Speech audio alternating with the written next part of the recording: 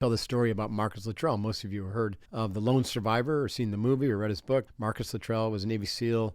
He and his twin brothers are SEALs, actually. And he was on an operation in, I think, 2007 in Afghanistan with a small four-man team. They were in a hide site on a mountain looking down at a village in the ravine below, basically just tracking movement, looking for a bad guy. They got compromised by a goat herder's child who was bounding along the mountain path and suddenly stumbles upon these four American soldiers who were in a hide site, but he must have just stumbled right on them. This kid took off and they didn't shoot him, right? I really respect him for that. Although I know a lot of military folks would have said that's the first thing you should have done to avoid being compromised. But of course, they would have heard the gunfire, they would have missed the kid, and so they didn't shoot him. But that did end up compromising the mission, and they knew they were in trouble. And sure enough, it wasn't very long before up the mountain or from wherever they were, billy goats come, all these insurgents or Taliban or whoever the heck they were. And they find themselves in a massive firefight, greatly outnumbered, estimates of 30 against these four. And the fighters, the anti-American fighters, had tons of rockets and AK-47s and whatnot. So they're just raining hell upon this small team. They got